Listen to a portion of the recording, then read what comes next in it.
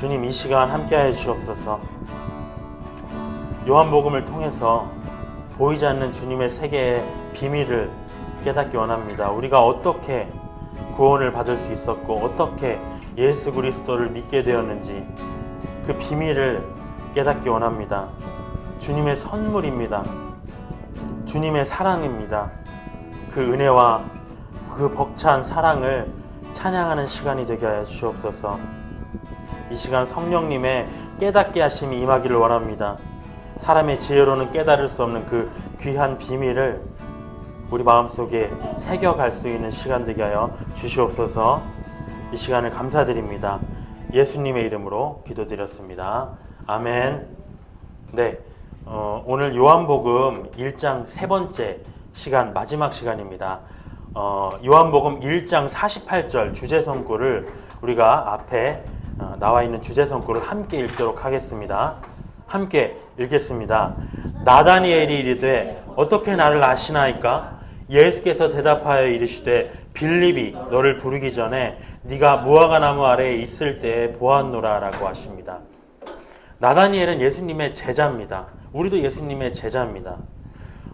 예수님이 나다니엘에게 어떻게 나를 아시나이까 하는 그 제자의 물음에 나는 네가 나에게 오기 전부터 알고 있었다라고 하셨습니다. 우리도 마찬가지입니다. 우리가 이 시간 이 자리에서 주님을 찬양하고 예배드릴 것 주님은 알고 계셨거든요. 주님이 부르시지 않으면 한 사람도 아버지께로 나올 수가 없습니다. 우리가 아무리 노력하고 의지를 가지고 교회에 나오려고 해도 주께서 부르시지 않으면 결코 나올 수 없습니다. 우리가 이 자리에 있는 것 그 자체가 주님의 은혜입니다. 오늘 요한복음 1장 마지막 시간이에요. 그동안 우리가 요한복음의 시작을 봤습니다. 지난 시간까지 배운 내용들을 천지를 창조하신 그리고 그 이전부터 존재하신 말씀, 이 성경이거든요. 이 말씀 자체가 하나님이고 예수님이다라고 얘기를 하고 있었습니다. 그리고 그 말씀이라는 빛, 우리가 보고 있는 이 복음의 빛이 세상에 널리 퍼졌습니다.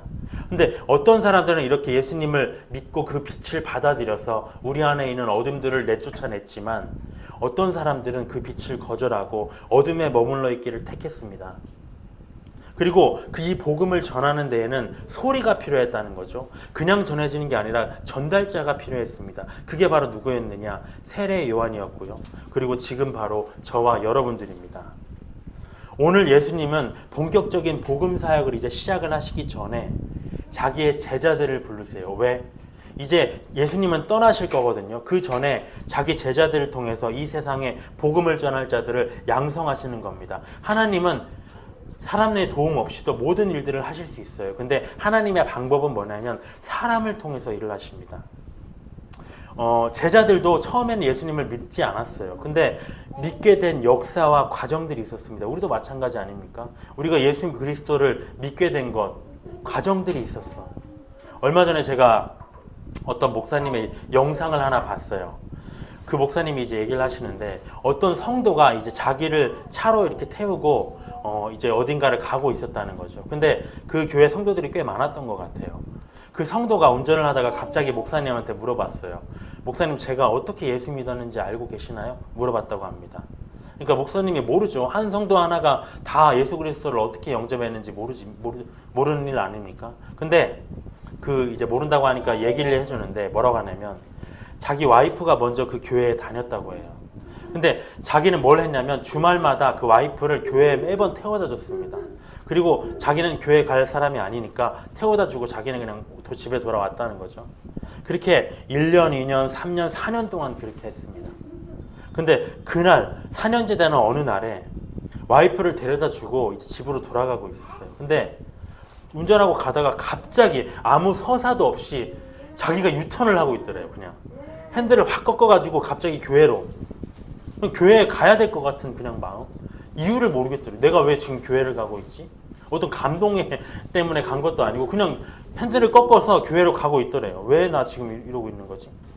그래가지고 교회 앞에 가서 교회 들어가서 맨 뒤에 이제 예배 의자에 앉았는데 목사님이 그날 설교를 하는데 그 스토리가 다 자기에 대한 말씀이라는 거죠. 그래서 엄청 눈물을 흘렸고 그 때부터 교회에 나왔다는 겁니다. 아마 와이프가 4년 동안 기도를 했겠죠. 그 기도가 응답받은 것일 겁니다. 근데 왜 갑자기 자기가 거기서 유턴을 했는지 지금 생각해도 그 이유를 모르겠다는 거죠. 한 번도 교회에 갈까 말까 생각해 본 적도 없고 고민해 본 적도 없고 예수님에 대해서 생각해 본 적도 없는데 갑자기 그렇게 교회에 갔다는 겁니다. 예수님이, 한 사람이 예수님을 믿게 된다는 거, 이거 매우 영적인 일이에요. 현실로 가능한 일이 아닙니다. 하늘에서 뚝 떨어져 믿음이 시작된 게 아닙니다. 믿고 싶다고 내가 믿게 되는 거 아니에요. 이거는 뭐냐면 권세예요. 권세. 권력입니다. 우리 안에 우리가 가진 권력. 요한복음 1장 12절에 뭐라고 되어 있냐면 예수님을 믿고 하나님의 자녀가 되는 것, 그거는 혈통으로나 어떤 혈통으로 모태신앙으로 이어지는 게 아닙니다. 육정으로 사람의 뜻으로 되는 게 아니라 오직 하나님께로부터 왔다라고 되어 있거든요. 하나님이 계획하셔야만 가능한 일이에요. 오늘 복음을 전할 제자들이 예수님에 의해서 택하심을 받습니다. 그리고 부르심을 받습니다. 그 내용에 관한 부분들을 우리가 살펴보도록 할게요. 35절을 보겠습니다. 35절에 보면은 이튿날 요한은 세례 요한이에요. 예수님을 전한 사람입니다. 증거한 사람입니다. 자기 제자 중 요한의 제자가 있었어요. 두 사람과 함께 섰다가 자기 제자들 2명이 있었습니다. 근데 예수께서 이제 건의심을 보고 뭐라고 하냐면 하나님의 어린 양이다. 어린 양은 뭐냐면 제물이에요. 어떤 그 예배를 드릴 때 우리가 이스라엘은 뭘 하냐면 짐승을 잡아서 거기다 내 죄를 이렇게 전가시킵니다. 그래서 그 짐승을 죽여서 하나님께 올려드려요. 그것으로 자기의 죄가 대속을 받았다고 여기거든요. 근데 하나님의 어린 양이 누구냐면 예수님입니다. 37절에 보면 요한이 예수님이다 하니까 그 제자들에게 얘기를 하니까 그 제자가 요한을 따르다가 예수님께로 넘어갑니다.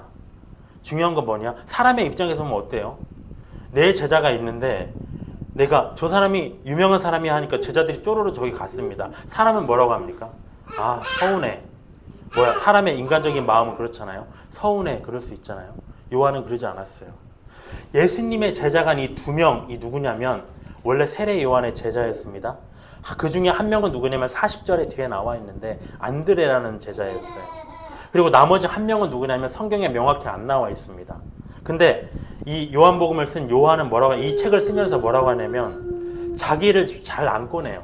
요한 자기 이름을 잘 안 꺼냅니다. 그래서 자기도 어떻게 표현하냐면 그 제자 이렇게 표현을 해요. 그러니까 이름을 밝히지 않은 다른 제자는 아마 요한일 것이다라고 생각을 하고 있어요. 근데 세례 요한은 뭘 했냐면 예수님을 이렇게 발견하고 자기 제자들을 보냈습니다. 쉬운 일이 결코 아니에요. 교회 안에서 자기가 양육한 성도를 다른 교회로 보내는 거 쉽지 않아요. 근데 사람의 제자가 되기를 원치 않았다는 거죠.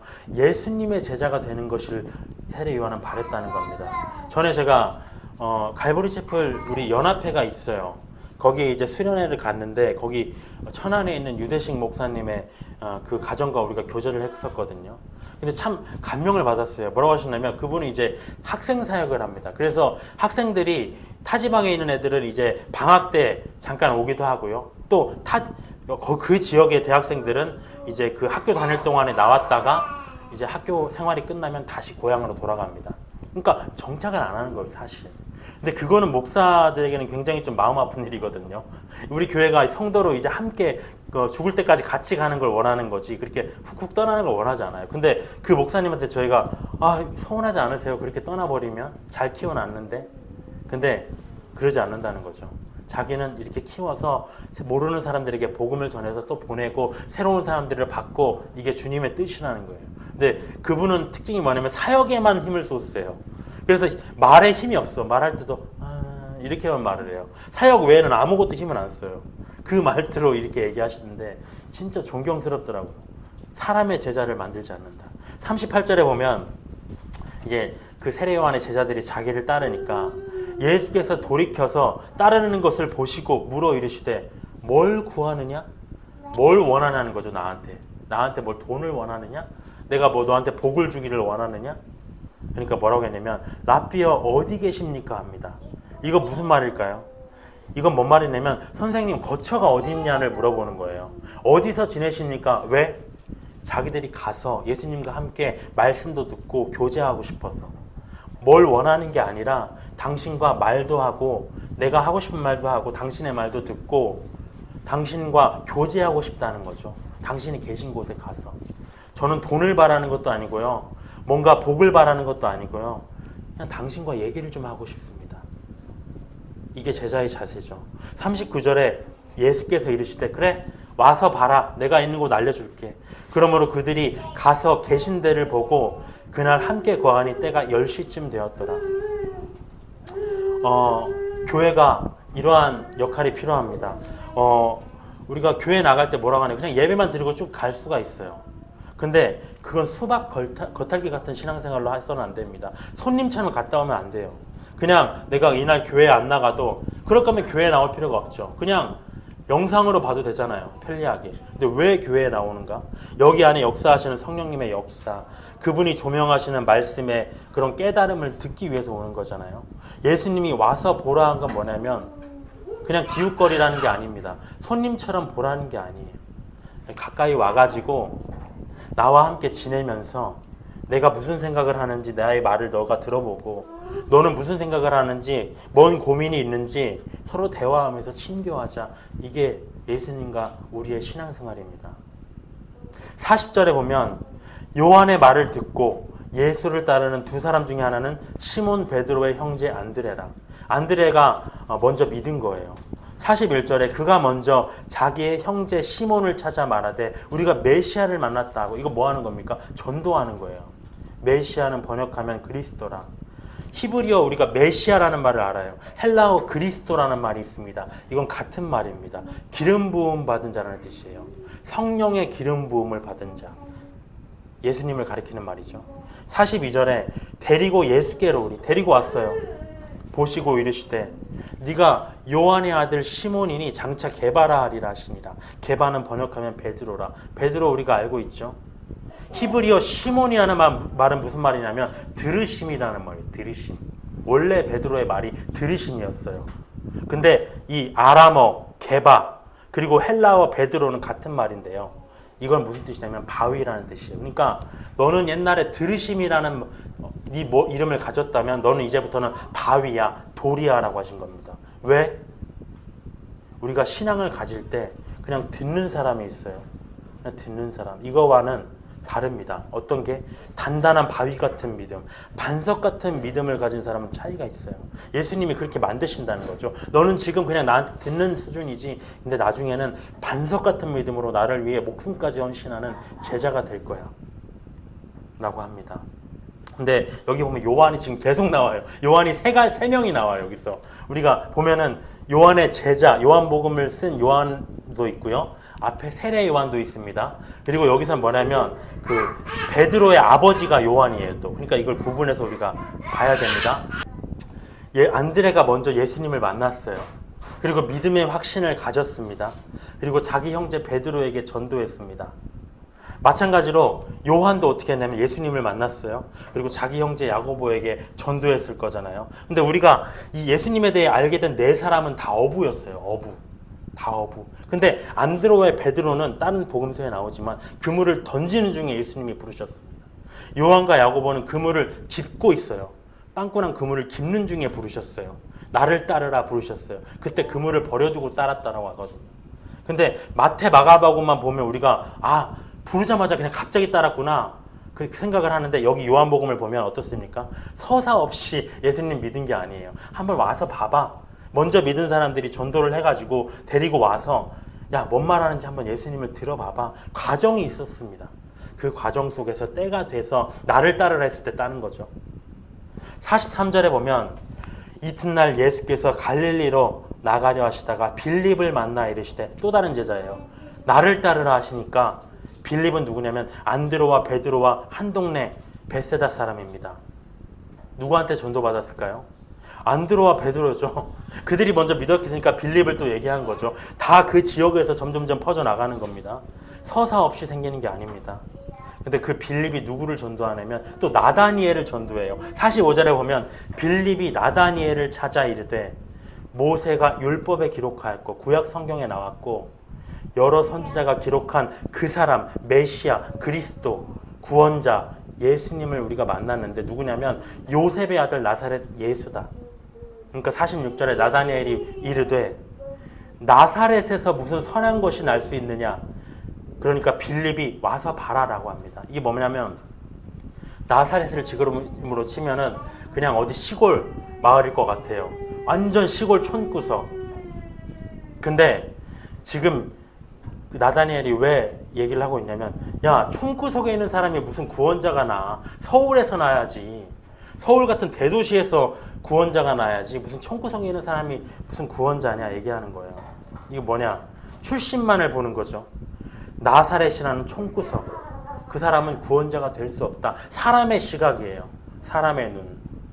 사람들이 예수님을 믿기 어려운 이유가 뭐냐면 신을 가지고 자기의 생각 속에서 신을 재단하려고 합니다. 아니 왜? 신이 왜 그래?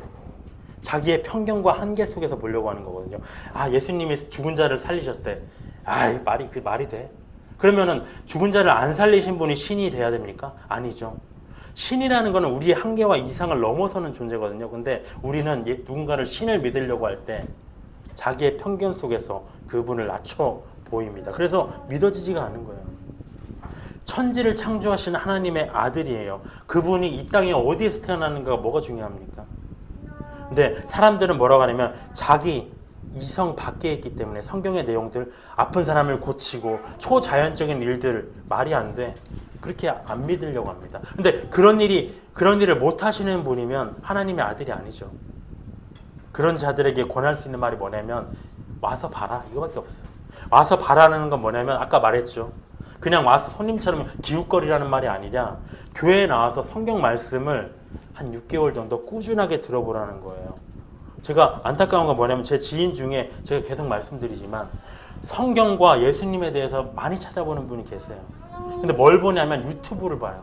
물론 시덥잖은 유튜브 다큐 같은 거, 예수님에 대한 다큐. 지식인들이 얘기하는 거. 그런 말들을 가지고 예수님에 대해서 정의를 내려요. 근데 내가 뭐라고 하냐면 목사님의 설교를 한번 찾아봐라. 아니면 성경을 처음부터 끝까지 한번 공부해보고 해라. 근데 그건 안 들어요. 또 어떤 사람 말하는 사람이 있냐면 성경은 너무 어려워. 근데 그 사람이 어떤 사람이냐면 한 번 교회에 나왔어요. 성경이 어렵죠, 당연히. 왜냐면 처음부터 이어져 있는 스토리거든요. 우리가 어떤 소설책을 볼 때 중간부터 펴서 보면 그게 이해가 갑니까? 이해가 안 가요. 한 6개월은 천천히 그거를 처음부터 끝까지 봐야 대략적인 흐름을 알 수 있는 거거든요. 근데 구약 성경인 이사야서 11장 1절에 보면 이 땅에 재림할 메시아에 대한 예언이라는 게 있었습니다. 이미 있었어요. 아까 나사렛에서 뭔 선한 것이 날 수 있느냐 했지만 나사렛에서 날 것이 이미 구약 성경에 예언되어 있었다는 거죠. 이사야서 11장 1절을 우리가 함께 읽겠습니다. 매우 중요한 구절이에요. 함께 읽겠습니다. 이새 줄기에서 한 싹이 나며 그 뿌리에서 한 가지가 나서 결실할 것이다. 이거 메시아에 대한 내용입니다. 이새는 누구냐면 다윗의 아버지예요. 다윗은 다 알죠, 우리가. 다윗은 누구냐면 이스라엘의 왕입니다. 왕의 계보예요. 우리가 왕의 혈통이 있잖아요. 그 다윗의 자손이라는 말은 뭐냐면 그 혈통에서 왕이 난다는 거죠. 왕이 누구냐면 예수님이 태어난다는 겁니다. 그래서 지금 이스라엘 사람들도 이 구절을 알고 있어요. 여기 구절에 나와 있는 구원자가 예수님임을 모를 뿐이지, 믿지 않을 뿐이지, 여기 나오는 그 주인공이 바로 그 메시아라는 것을 이미 알고 있습니다. 이사야서 말씀에 이 구절을 보면 좀 특별한 부분이 있어요. 우리가 이 구절을 잘 한번 보세요. 식물을 키워보신 분이 계시면 아실지 모르겠어요. 보통 나무를 심으면 어떻게 됩니까? 씨앗을 심으면 그 다음에 어떻게 돼요? 뿌리에서 싹이 나요. 뿌리에서. 그 다음에 싹에서 줄기가 납니다. 줄기에서 가지가 나요. 가지에서 열매를 맺잖아요. 근데 여기서 뭐라고 하냐면 특별한 말이에요. 여기에서는 줄기에서 싹이 난다고 그래요. 갑자기. 뿌리에서 가지가 난다고 합니다. 이건 특별한 말씀이죠. 비유입니다. 뭘 말하는 거냐? 이새 줄기에서 싹이 난다는 건 뭡니까? 줄기는 무슨 말이냐면 히브리어로 게지아라는 말이에요. 이건 뭐냐면 나무의 줄기로도 쓰이는 말이지만 나무를 이렇게 잘라내면 밑둥이 나오지 않습니까? 밑둥이, 잘라낸 나무의 밑둥, 그루터기. 여기서는 이 후자로 쓰인 겁니다. 그러니까 이 말은 뭐냐면 이새의 줄기는 다윗의 왕조라고 했잖아요. 왕가. 그 이스라엘 왕가의 후손들이 여러 국가들이 이스라엘의 침공을 받았습니다. 나라를 잃어버린다는 거죠. 그래서 그 왕의 혈통들이 완전히 다 망가져가지고 밑둥, 그루터기만 남는다는 거죠. 나무가 거의 죽어버린 상황이 온다는 거예요. 근데 그 상황 속에서 완전히 그것이 사라지지 않고 명맥을 유지하다가 때가 되면 다시 살아나서 싹이 난다는 거죠. 뭡니까? 다윗의 왕조가 완전히 사라지는데 그 계보가 이어지다가 정말 그 가문이 멸족할 것 같지만 이어지다가 마지막에 때가 되면 예수님이 태어나신다는 겁니다. 실제로 이건 성취됐죠. 이스라엘이 남유다라는 원래 그 지역이었는데 멸망을 당했어요. 그리고 로마가 침공을 했습니다. 그래서 이스라엘이라는 나라가 멸망해서 그 나라가 이미 식민지로 팔려났어요. 그렇기 때문에 왕이 없죠. 사람들은 아무도 기대하지 않았어요. 메시아, 왕 이런 거 없어. 근데 다윗의 후손 중에서 예수님이 이 땅에 태어나셨다는 거죠. 그래서 밑둥, 그루터기만 남았던 그 왕조에서 싹이 난 겁니다. 이게 성취가 됐어요. 이미. 그러면 뿌리에서 한 가지가 난다는 건 뭡니까? 뿌리. 뿌리라는 건 뭐냐면 보이지 않는 부분이에요. 거기서 누가 가지가 날 거라고 생각을 합니까? 아무도 생각 안 해요. 마찬가지로 아까 나다니엘이 얘기한 것처럼 만약에 구원자가 태어난다면, 신의 아들이 태어난다면 이스라엘 사람들은 지금도 다윗의 후손 중에서도 정말 이스라엘의 중심지 예루살렘에서 태어날 것이다. 어떤 종교 지도자와 같은 유명한 가문에서 태어날 것이다 라고 생각을 했습니다. 나다니엘도 마찬가지였죠. 근데 그 누구도 기대하지 않았던 뿌리, 보이지 않았던 가난한 동네 나사렛의 가난한 가문에서 한 가지 예수님이 태어나신다는 거죠. 근데 이 나사렛이라는 말이요, 이사야서의 가지를 뜻하는 정말 히브리어 넷제르를 원어로 하고 있어요. 히브리어의 넷제르라는 말이 가지입니다. 근데 그 넷제르가 뭐냐면 그 어원으로 파생된 말이 바로 나사렛이에요. 나사렛. 그러니까 이 가지가 바로 예수님의 나실 동네를 예언했다는 거죠. 보이지 않는 뿌리의 동네. 그곳에서 가지가 날 것이다. 이런 것들은 성경을 공부해 나가면서 예수님에 대해서 공부 안 하면 믿을 수 있겠습니까? 그래서 빌립의 권면으로 어쨌든지 나다니엘이 일단 예수님께로 나왔어요. 교회로 나왔어요. 일단 교회로 데리고 오면 전도가 시작된 겁니다. 47절에 예수님은 신의 아들이기 때문에 그 사람의 마음을 다 아세요. 보자마자 나다니엘이 자기에게로 오는 것을 모시고 그를 가리켜 이르시되 보라, 이 사람은 참으로 이스라엘 사람이다. 그 속에 간사한 것이 없다. 이거 신앙에 매우 중요해요. 예수님은 하나님의 아들, 사람의 마음을 다 아시는 분입니다. 근데 그분이 보시기에 간사한 것이 없었다는 거죠. 속이는 것, 꾸밈이 없었다는 겁니다. 순수했다는 겁니다. 근데 만약에 그가 간사한 사람이었으면 어땠을까요? 빌립이 와서 예수님을 구원자야, 한번 교회 와서 예수님에 대해서 한번 알아봐봐 했을 때 만약에 간사한 사람이면 어떻게 행동합니까? 아 그래? 아 대단하다, 교회 나와가지고요. 아 그래? 근데 마음으로는 안 믿어요. 근데 겉으로는 우리가 체면치레 할 수 있잖아요. 아 믿어? 아 그래 예수님? 아 그래 나도 옛날에 교회 다녀봤는데. 근데 이 나다니엘은 솔직한 사람이었어요. 간사한 것이 없었어요. 뭐라고 했냐면 나 못 믿어. 야 총동네에서 무슨 구원자가 나 못 믿어 원래. 그러니까 솔직한 사람이에요. 복음을 전할 때 전도하기 쉬운 사람이 이런 사람입니다. 내가 왜 예수님을 못 믿는지 그냥 얘기하는 사람. 예수님에 대해서 그러면 알아보자 할 때 그래? 내가 그럼 알아봐야지. 적극성을 가진 사람. 근데 반대로요. 그냥 믿을 것처럼 하는데 교회 안 나오는 사람이 있어요. 그 사람 전도하기 더 힘들어요. 근데 예수님은 이렇게 나다니엘처럼 솔직한 신앙을 가진 자가 본래 하나님의 백성, 참 이스라엘 사람이라고 정의를 합니다. 당시에 이스라엘 사람들은 어땠습니까? 참 이스라엘 사람이란 뭐냐면 하나님의 백성이에요. 근데 당시에 유대인들은 어떻게 신앙생활을 했냐면요. 마음으로 교제하고 하나님과 신앙으로 고민하고 해야 되는데 교회에 나올 때뿐만 아니라 정말 차를 타고 가다가도 하나님 이렇게 해주세요. 기도하고 내 마음을 얘기하고 이게 참 신자예요. 근데 그렇게 신앙생활 안 했어요. 자기들의 기득권 속에서 나 유대교 지도자야. 종교 행위, 어떤 교회에 나오고 거기에 앉아서 마음은 콩밭에 가 있는데 그런 신앙생활 한 사람들이 이스라엘 사람들이었습니다. 그래도 열심히 자기는 하고 있다고 생각했어요. 위선자들이죠. 간사한 자들이죠. 근데 48절에 보면 나다니엘이 이르되 어떻게 나를 아시나이까? 예수께서 이르시되 빌립아 너를 부르기 전에 네가 무화과나무 아래에 있을 때 보았노라. 나다니엘이 대답하되 랍비여 당신은 하나님의 아들이시오 당신은 이스라엘의 임금입니다 라고 합니다. 신앙에 있어서 간사한 것이 없는 참 신앙인 나다니엘은 자기가 무화과나무 아래에 있었음을 알고 있는 예수님에 대해서 예수님이 너 무화과나무 아래에 있었잖아. 그러니까 바로 뭐라고 했냐면 당신은 하나님의 아들이요 이스라엘의 왕입니다 얘기를 해버렸어요. 반전된 거죠. 완전히 사람 바뀐 거죠. 근데 그냥 그 사람이 나무 아래에 있었다는 사실을 알았다는 사실만으로 예수님을 믿었을까요? 아니에요. 여기에는 보이지 않는 스토리가 있습니다. 유대인들은요 오늘 이 부분은 꼭 알고 가야 됩니다. 나무 아래에서 혼자 기도하거나 성경을 묵상하는 경우가 많았어요. 그러니까 무화과나무 아래에 있었다는 건 뭡니까? 나다니엘이 무화과나무 아래에서 하나님과 교제했다는 거예요. 신앙에 대해서. 뭘 교제했을까요? 우리 민족을 위한 메시아는 언제 오실까? 그런 나름대로의 공상. 나 이런 문제가 있는데 이런 건 어떻게 하나님 해결할까요? 예수님 언제 오십니까? 누구실까요? 그런 고민을 했다는 거죠. 신앙의 고민. 이것이 바로 영적인 세계에 살아가는 참 신앙인입니다. 나다니엘과 같이 우리가 무화과나무 아래에서 신앙에 대한 고민을 하느냐는 거죠. 이건 매우 중요해요. 이거는요 여유가 있어야 됩니다. 관심이 있어야 돼요. 교회에 나오는 게 중요한 게 아니에요. TV를 틀어놓고 교회 영상을 보는 것이 중요한 게 아니라 내 마음속에 살아나야 돼요. 하나님 아버지 그 가난한 심령이 살아나야 됩니다. 아니면 유대교 지도자들은 어떻게 했나요? 종교 행위에. 이건 지금도 있어요. 이 간사한 신앙은. 그거는 원치 않으세요.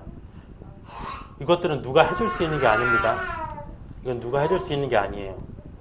이거는 메시아를 갈망하는 자에게 빌립을 통해서 예수님을 만날 기회가 주어진 겁니다. 왜냐? 그가 갈망했기 때문에. 50절에 보면 이렇게 얘기합니다. 예수께서 대답하여 이르시되 내가 너를 무화과나무 아래에서 보았다 함으로 믿느냐? 이보다 더 큰 일을 보리라. 또 이르시되 진실로 진실로 너희에게 이르노니 하늘이 열리고 하나님의 사자들이 인자 위에 오르락내리락 하는 것을 보리라. 이 성경은 그래서 풀어주지 않으면 모릅니다. 51절 말씀을 우리가 깨달을 수 있겠어요. 이건 무슨 말씀이냐면 창세기에서 나온 말씀이에요. 야곱이라는 인물이 고난 중에서 자기 형이 나를 죽이려고 해서 도피할 때 정말 마음이 가난할 때 돌베개를 메고 길거리에서 자는데 꿈에서 하늘과 땅을 잇는 사다리를 봤다는 거죠. 이게 뭡니까? 하나님과 사람 사이를 잇는 지금 예수님을 의미하는 거예요. 야곱이 구약 성경에 나온 야곱이 이미 예수님을 그때 본 겁니다. 그 사실 속에서 뭘 얘기하는 겁니까? 나다니엘은 예수님의 제자가 되어서 장차 하늘로부터 내려오는 하늘이 열린 그 영적인 능력들을 경험하고요. 실제 제자가 돼서 그 일을 했습니다. 정말 초자연적인 일들을 베풀었어요. 능력으로. 또 영적인 비밀들을 깨달았습니다. 그래서 헌신을 했어요. 나다니엘이 어떻게 변화되는 줄 아십니까? 처음에 총구석에서 무슨 예수님이나 했던 사람이 성경의 신앙에 대해 깊은 고민을 했던 사람이 예수님을 만나서 나중에 어떻게 됐느냐?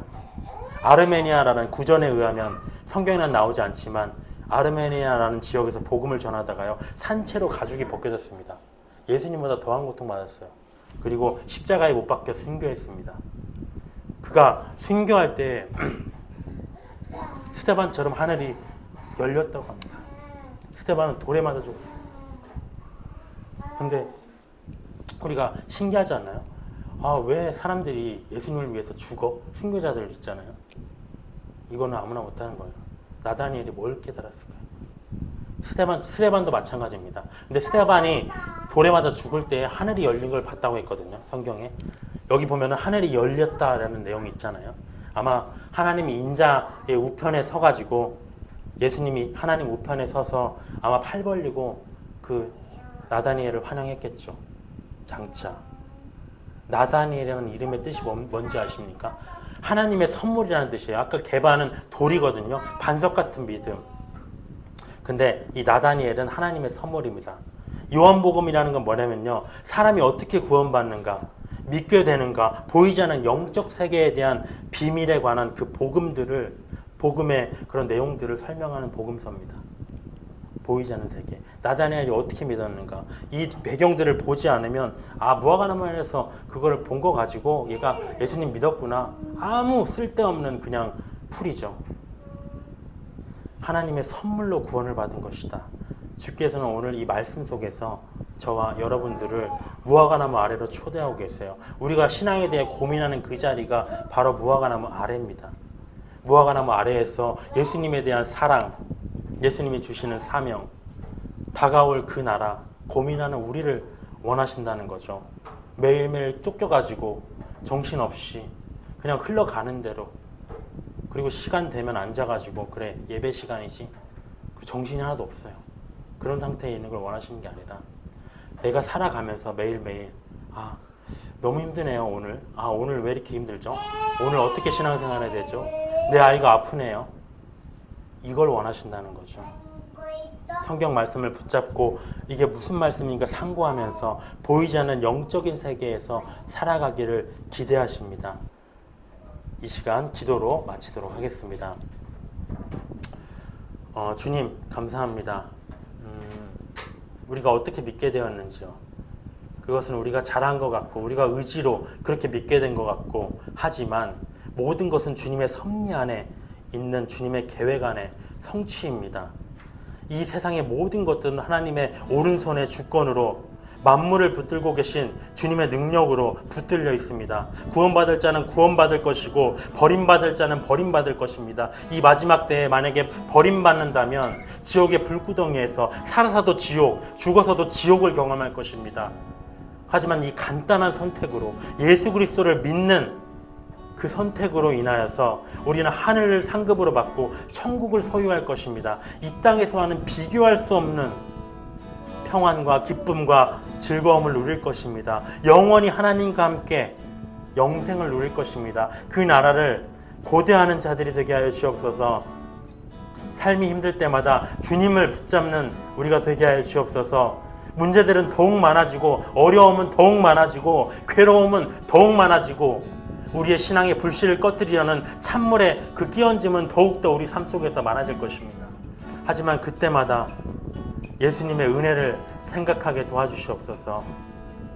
예수 그리스도께서 우리를 위해 죽으셨습니다. 조롱당하고 침뱉음을 당하고 산채로 십자가의 못을 박혀서 죽임당했습니다. 나머지 11제자와 같이, 정말 12제자와 같이 주님을 위해서 목숨을 바쳐 헌신하는 제자는 되지 못할지라도 우리에게 주신 무화과나무 아래에서 주님의 이름을 생각하는 일주일에 1시간이라도 한순간이라도 주님을 생각하는 신앙을, 참 신앙을 가진 하나님의 자녀들로 살아가게 도와주시옵소서. 예수님의 이름으로 기도드렸습니다. 아멘.